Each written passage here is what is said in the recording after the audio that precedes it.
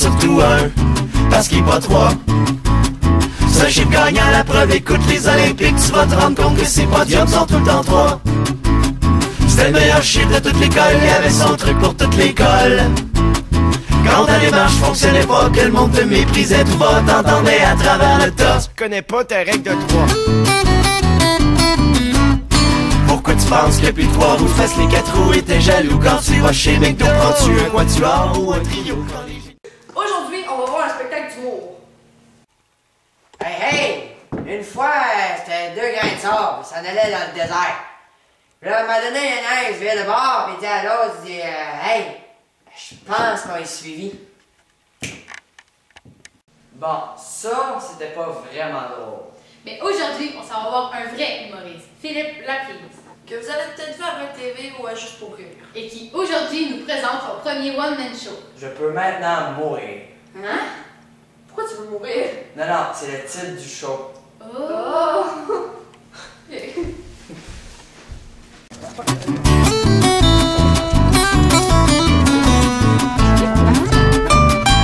Moi, à côté de lui. Allez-y, je vous laisse aller, posez-moi vos questions. Bonjour Philippe. Bonjour! Ça va bien? C'est très bien, toi. Ben oui. En français, l'entrevue. J'aimerais mieux que l'entrevue soit en français, j'ai un petit peu de difficulté à comprendre l'anglais, donc... Non. Prends ton temps. Tu viens de réaliser que je suis pas le bon Philippe. Tu pensais que c'était Philippe Bond? C'est parce que c'est elle. Ah, c'est toi qu'il faut qu'il enchaîne? Ah! Et alors, attention. Dans 3, 2, 1... Harry, bon, ça y est, on l'a perdu. Alors, après la pause, je vous donne ma recette de curry au tofu. Ben, nous, on est les craques du divan. Les craques du divan? Oui, les craques du divan. Je suis content que ce soit les craques du divan. Concept craques du divan. OK, excellent. Donc, ce soir, vous m'interviewez, vous venez voir mon show, puis vous faites une critique de mon show, si je comprends bien. Ben, vraiment une critique. Bon. Critique Ben, pas. vous dites, mettons, Philippe Laprise a été comme ça, Le je point de vue comprends. des jeunes là-dessus. Ça, c'est bien, ça. On en a besoin du point de vue des jeunes. Oui. Philippe, Oui. ça vient d'où ton intérêt de faire de l'humour?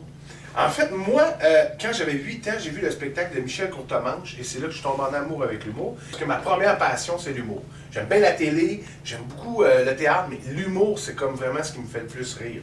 Triper. C'est le fun. LOL. MDR. MDR. Toi, Philippe, tu fais beaucoup d'humour avec les jeunes. On peut te voir avec TV et tout ça, mais as-tu une raison en particulier pourquoi tu travailles avec les ados? Ben, en fait, je dirais que mon parcours m'a amené là avec Pierre, parce que quand Pierre a écrit Vrac la vie, il l'a écrit pour moi puis lui, fait que je suis allé là sans trop savoir qu'est-ce que j'allais faire dans ma vie vraiment avec les jeunes.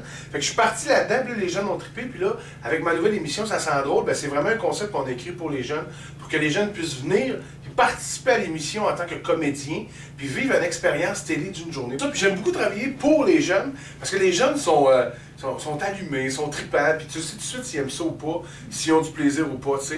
Est-ce que c'est difficile de vivre de l'humour au Québec? Oui, parce que en ce moment, en fait, je ne vis pas de l'humour, je vis de la télé et de l'humour. Parce que c'est ce qui fait que je vis, c'est la télé. Si je faisais juste mon show, j'aurais bien de la misère, probablement que je travaillerais chez Walmart ou au IGA comme emballeur, parce que j'aurais de la difficulté à arriver. Moi, on m'a changé de chemin un petit peu. Oh yeah! Comment tu pourrais décrire ton passage au secondaire? Écoute, moi j'ai... c'est très ardu. Moi j'ai doublé 3 fois dans ma vie au secondaire. J'ai failli être un décrocheur en fait. Et puis à l'époque, quand j'étais plus jeune, en fait je l'ai encore, moi j'ai un déficit de l'attention.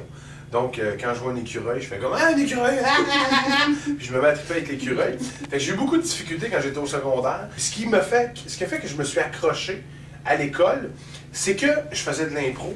Je faisais du théâtre, je faisais des arts. Et là, je me suis dit, si je veux faire ça dans la vie, ça me prend à l'école. Fait que là, je me suis mis à me forcer un peu plus. Je te dirais que mon passage au secondaire a été difficile au niveau scolaire.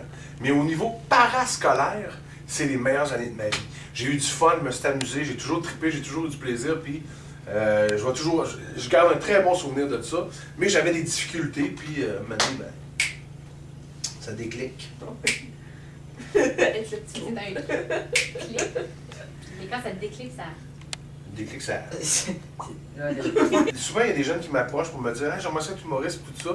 Puis je dis toujours la même chose. Puis si tu veux faire de l'humour dans la vie, si tu veux faire n'importe quoi en fait dans la vie, plombier, électricien, cuisinier, boucher, je sais pas, n'importe quoi, c'est la persévérance. Si tu n'as pas de persévérance, puis si tu abandonnes à la moindre petite épreuve que tu fais oh, je n'entends plus, j'aime pas, ça marchera jamais. Puis ceux qui veulent aller en humour, on est beaucoup.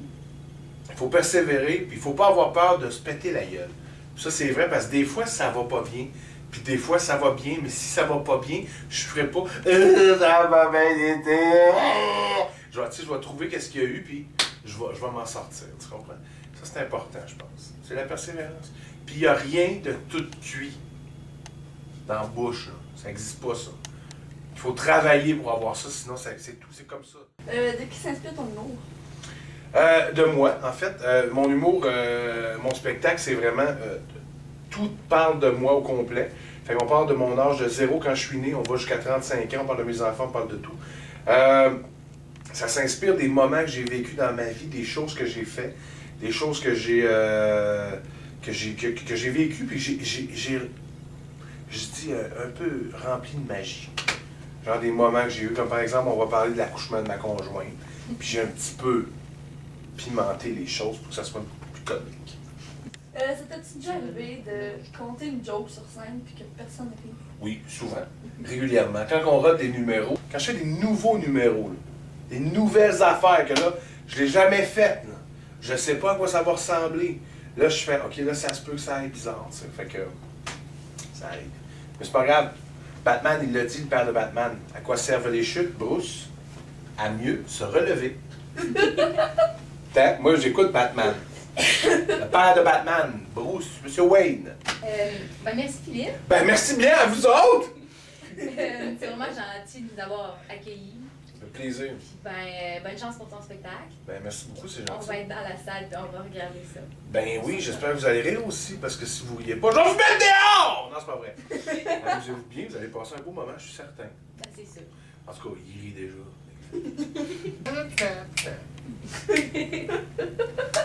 Ouais, dehors! Ben oui.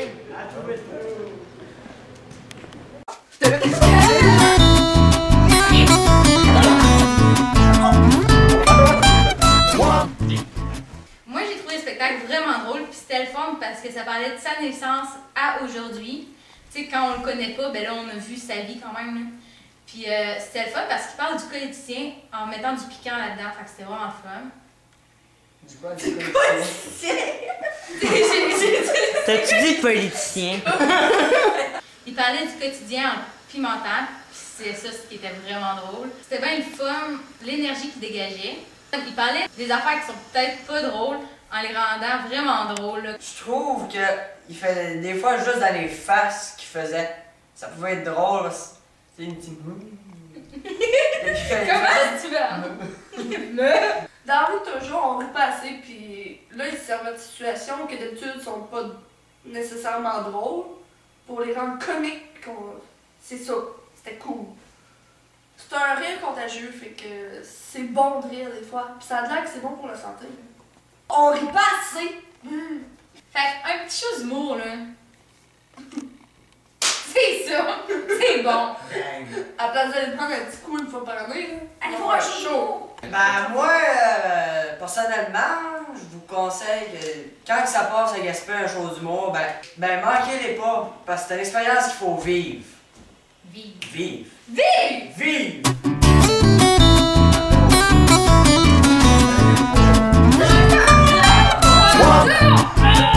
À côté de lui, un et deux, on a les œufs, mais surtout un, parce qu'il est pas trois.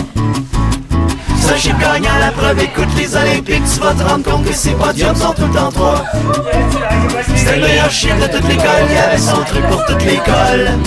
Quand on allait dans, je fonctionnais pas, que le monde te méprisait tout bas, t'en parlais à travers le top. Tu connais pas ta règle de 3.